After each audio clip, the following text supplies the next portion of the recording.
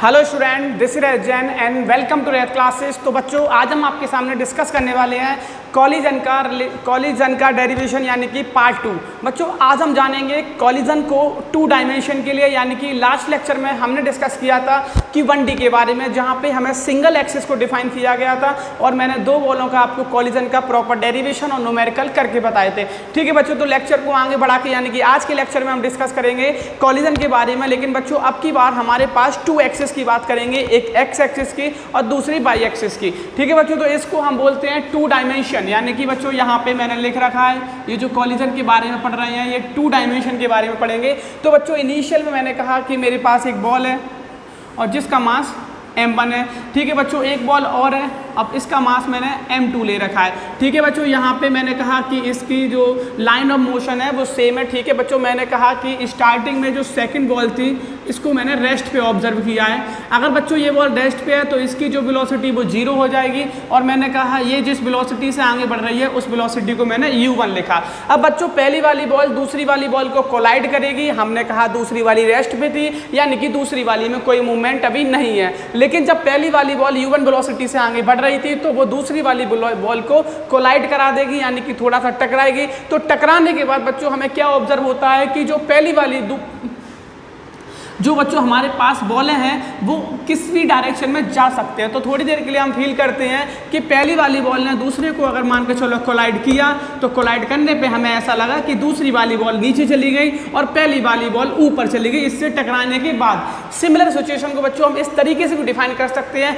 हो सकता है रिवर्स हो गया हो कि जो पहली वाली बॉल वो डाउनवर्ड आ गई हो तो दूसरी वाली बॉल अपवर्ड चली जाएगी। तो बच्चों, इस चीज़ को हम फिगर में कैसे एक्सप्लेन करेंगे, यहाँ पे मैं बता दूँ कि ये मेरे पास, इसको मैंने बाई एक्सिस मान रखा है।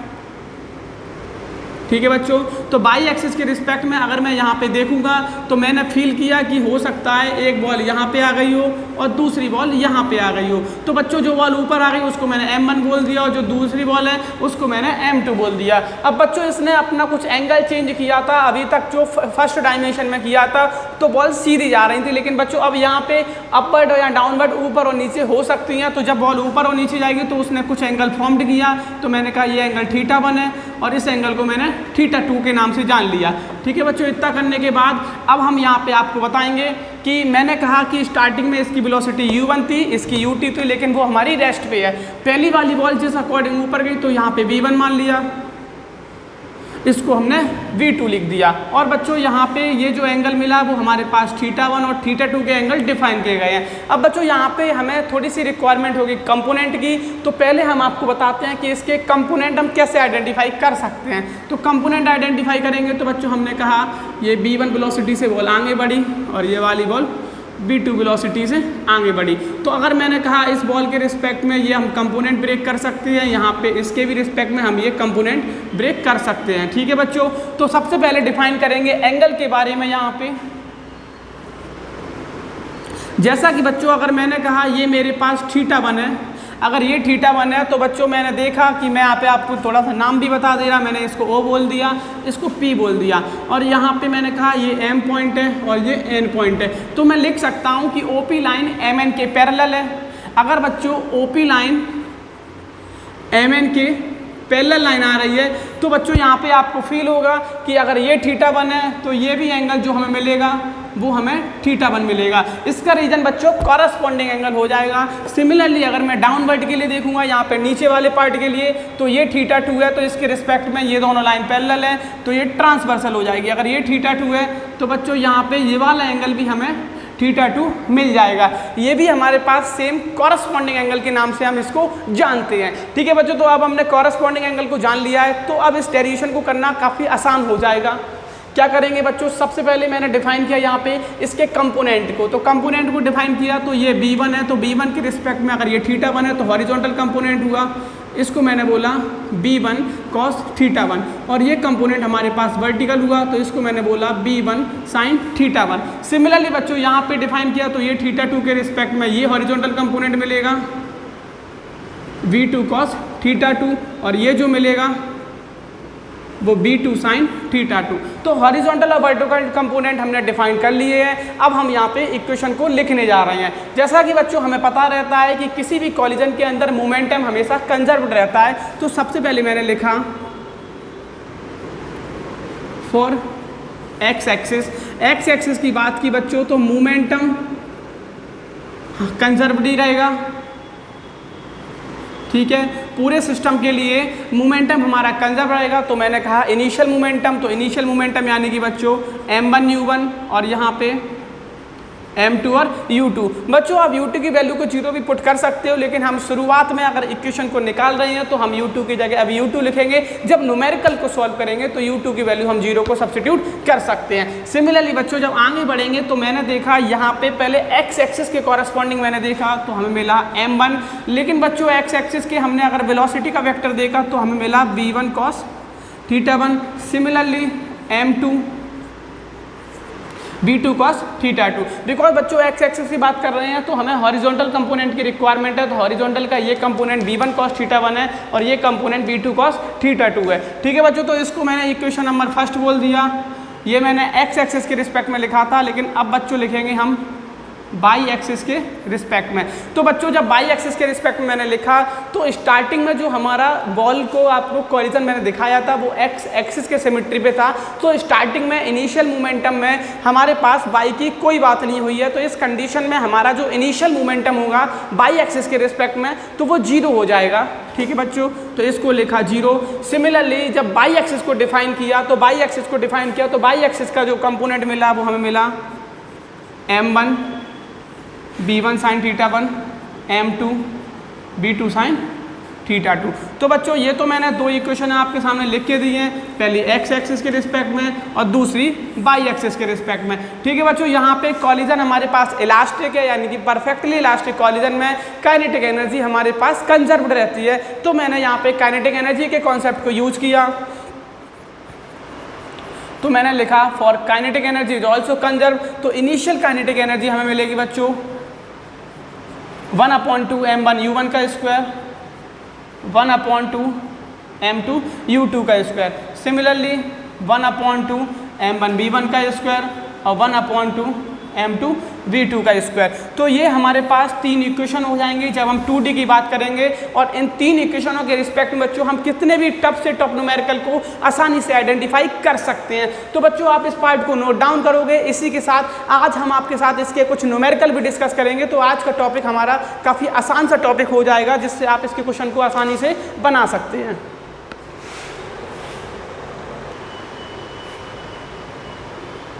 ठीक है बच्चों, तो अब हम इस चैप्टर का एक क्वेश्चन आपको सॉल्व करके बताएंगे, जिससे हम जो अब मैंने आपको टॉपिक डिस्कस किया था तो इस टॉपिक से रिलेटेड मैंने आपके सामने एक क्वेश्चन को मेंशन कर रखा है। तो बच्चों आप इस क्वेश्चन को एक बार ट्राई जरूर कर सकते हैं और हमें कमेंट बॉक्स में आंसर को सेंड कर सकते हैं। ठीक है बच्चों, तो हम आपको इसका सॉल्यूशन बताएंगे, आप वीडियो को पॉज करके ट्राई जरूर करना। ठीक है बच्चों, तो जैसा कि क्वेश्चन मेरे पास दे रखा है कि एक मेरे पास बॉल m1 है, दूसरा मेरे पास बॉल m2 है। इसकी वेलोसिटी 3 मीटर पर सेकंड है, दूसरी वाली रेस्ट पे है। तो अगर बच्चों दूसरी वाली बॉल रेस्ट पे है तो इसकी वेलोसिटी हमारे पास 0 हो जाएगी। ठीक है बच्चों, तो कॉलिजन हुआ, कॉलिजन के बाद पहली वाली बॉल यहाँ पे है, दूसरी वाली बॉल यहाँ पे डिफाइन की गई है और दोनों का जो एंगल बताया गया है वो θ1 और θ2 है। और हमसे बोला गया है कि हमें b1 और b2 की वैल्यू को आइडेंटिफाई करना है। ठीक है बच्चों, तो जैसा कि मैंने अभी आपके सामने यहाँ पे फॉर्मूले को मेंशन किया है तो मैं डायरेक्ट फॉर्मूला लगाऊंगा और आपको आसानी से आंसर बता दूंगा। ठीक है बच्चों, तो यहाँ पे मैंने फील किया, यहाँ पे सबसे पहले हम लिखते हैं फॉर एक्स एक्सिस के लिए m1 u1, यानी कि m1 की वैल्यू हमारे पास m है। तो पहले मैं आपको एक बार फॉर्मूले से बताऊँगा।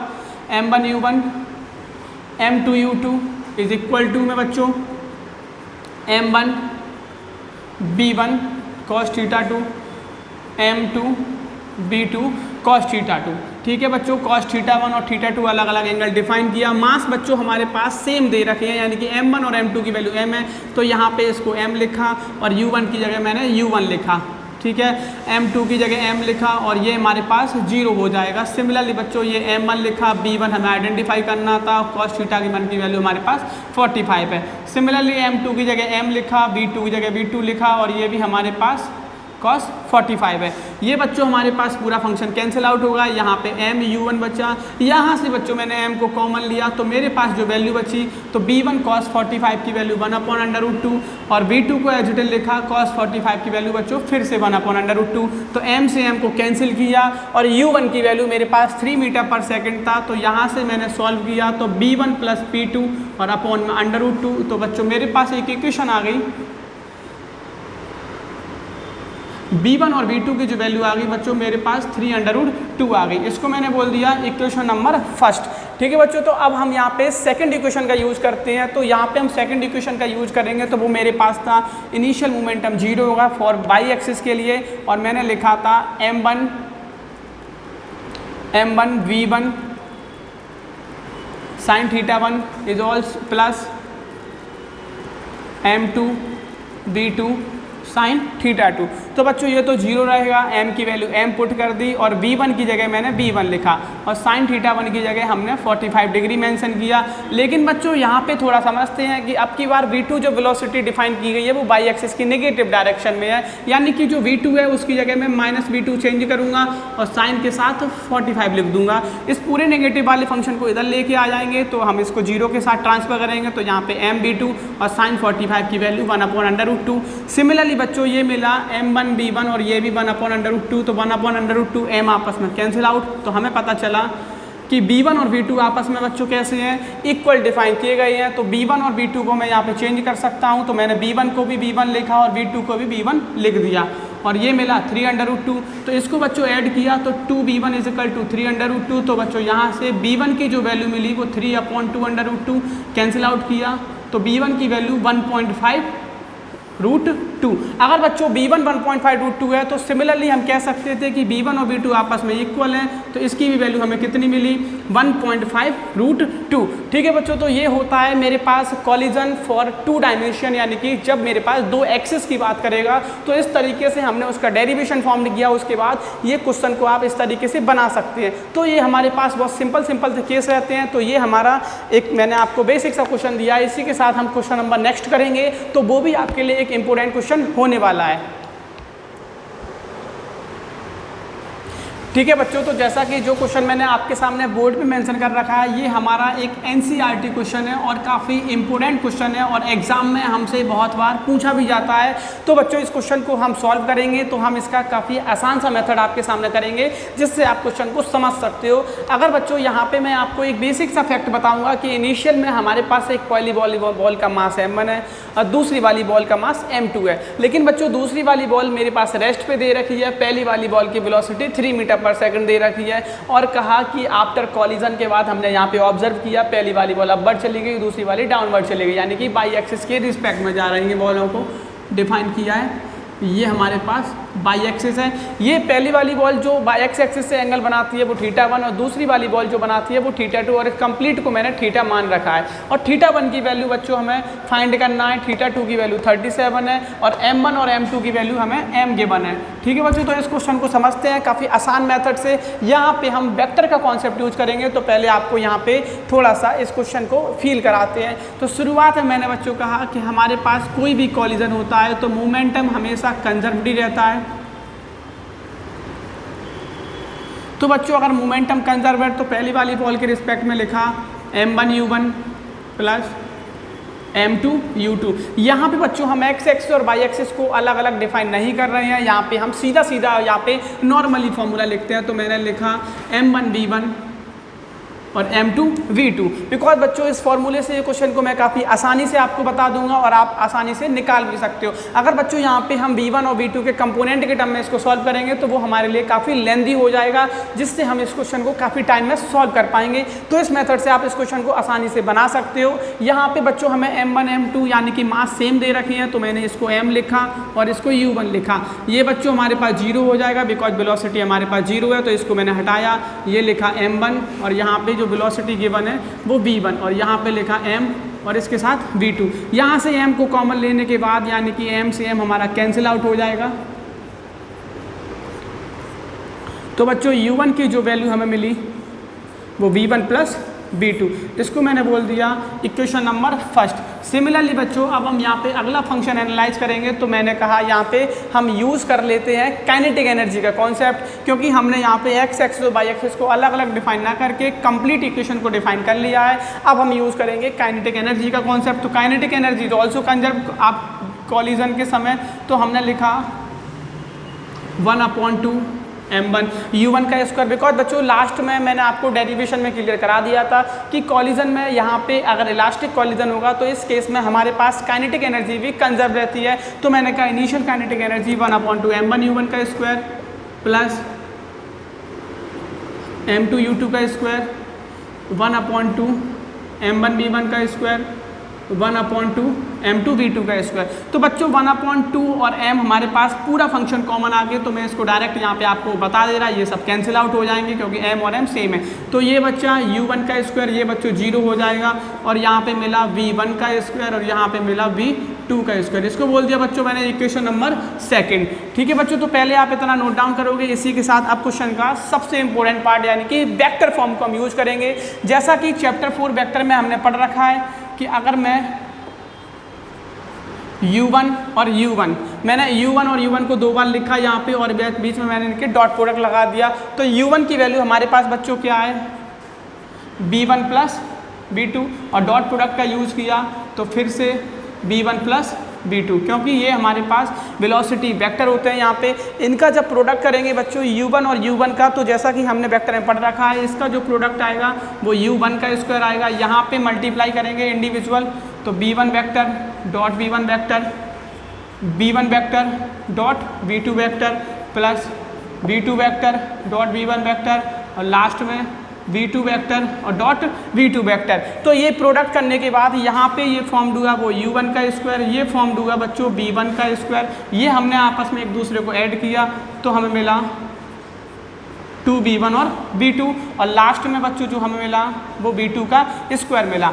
अब बच्चों यहाँ पे ऑब्जर्व किया तो u1 का स्क्वायर एज इट इज लिखा, ये b1 का स्क्वायर और b2 का स्क्वायर अगर हम थोड़ा सा यहाँ पे आइडेंटिफाई करते हैं तो b1 का स्क्वायर और b2 के स्क्वायर को कंप्लीटली हम क्या लिख सकते हैं बच्चों, u1 का स्क्वायर लिख सकते हैं। तो मैंने कहा इस b1 का स्क्वायर और b2 के स्क्वायर को मैंने लिख दिया u1 का स्क्वायर, और हमारे पास जो फंक्शन मिला 2b1 और b2। इससे बच्चों ये हमने कैंसिल आउट किया, तो यहाँ पे जो हमें फंक्शन मिला तो वो हमें मिला 2b1 और b2 is also is equal to 0। ठीक है बच्चों, तो अब हम इसके बाद इसको आगे सॉल्व करेंगे। तो यहाँ पे मैं ये इस फंक्शन को इरेज करूँगा,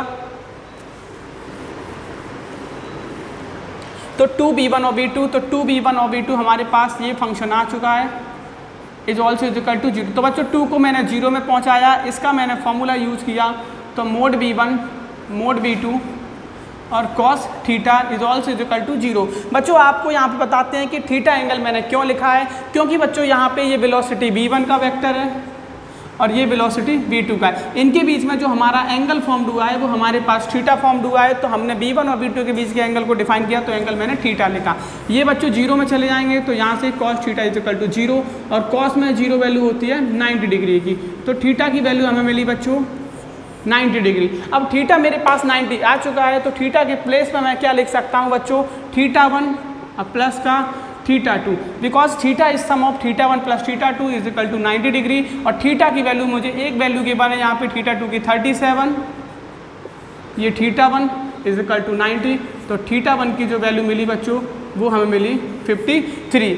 तो बच्चों ये क्वेश्चन एक इम्पोर्टेंट क्वेश्चन है जो आपके एग्जाम में बहुत बार आपसे पूछा गया है। ठीक है बच्चों, तो आज के लिए इतना ही, यानी कि कॉलिजन का लास्ट लेक्चर मैंने आपको डिस्कस किया था, यानी कि इलास्टिक कॉलिजन फॉर 1 डायमेंशन, और आज का जो हमारा लेक्चर था वो इलास्टिक कॉलिजन फॉर 2 डायमेंशन। इसके बाद बच्चों नेक्स्ट कॉलिजन का लेक्चर आपके सामने फिर मैं जल्दी लेके आऊँगा, तो वीडियो को देखने के लिए चैनल को लाइक शेयर और सब्सक्राइब जरूर कर लें। All the best.